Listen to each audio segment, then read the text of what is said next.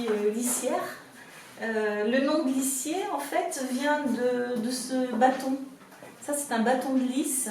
Donc, c'est là où sont reliés les fils aux pédales. Donc, pour pouvoir tisser, on active les pédales.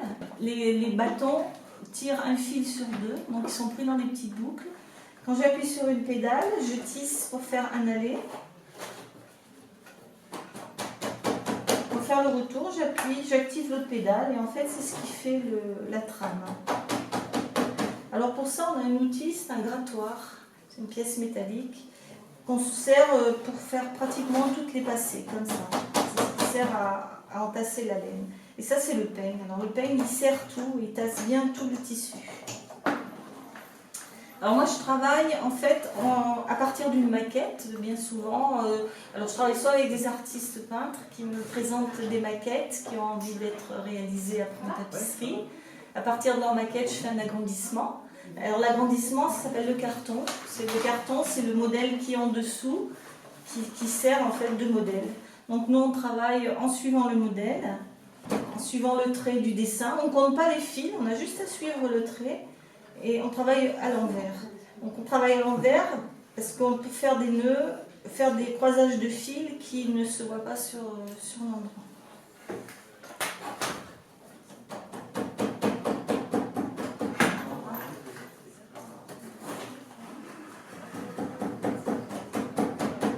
Pour la laine, c'est toujours la même qualité, qui vient de Nouvelle-Zélande. C'est pas de la laine du Limousin, parce que la laine des moutons d'ici, on ne peut pas être filée aussi fine, elle n'est pas si résistante. C'est plus une laine pour tricoter. Alors là, on met un nombre de brins de laine qui correspond à la grosseur du coton. Alors le coton définit au départ avec la maquette. Si on a une maquette, un travail assez fin, très compliqué, avec beaucoup de couleurs et beaucoup de passages de couleurs, on utilise un coton plus fin et on met le nombre de brins de laine qui correspond à la grosseur du coton. Donc là, sur cette grosseur-là, on a 4 brins de laine, mais je peux aussi travailler avec 2 ou 3 brins selon la difficulté du travail. Et plus c'est fin et plus c'est long à faire.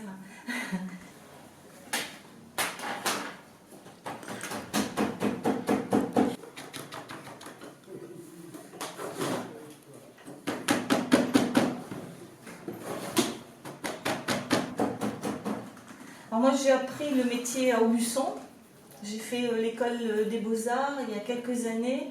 C'était une école où il y avait une formation de lissier, donc une école en 3 ans. On apprenait le métier de la tapisserie.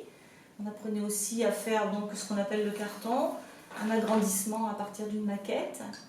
Donc j'ai suivi cette école. Ensuite j'ai travaillé à Aubusson en atelier. J'y suis restée quelques années.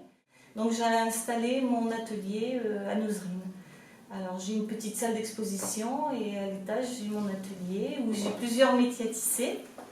Parce que bon, ça c'est un métier que je mets en démonstration. Je suis limitée à 80 cm. Après, si j'ai des tapisseries beaucoup plus grandes, eh ben, je passe sur un métier plus grand.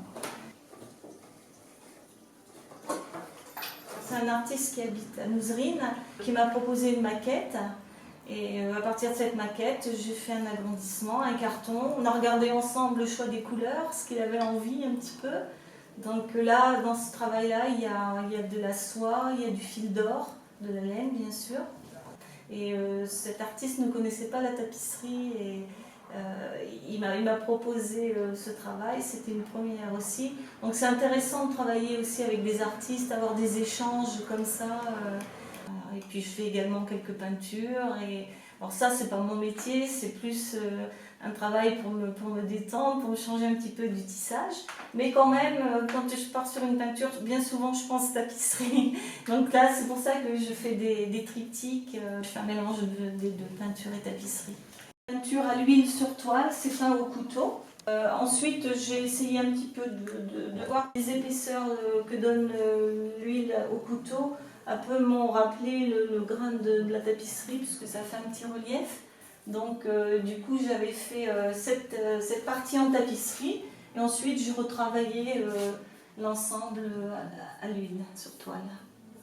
Et on a assemblé tout ça. C'est un travail qui demande beaucoup de temps, de patience et On sait que quand on démarre quelque chose, de toute façon, on y est pour un bon moment. Il ne faut pas être pressé de finir.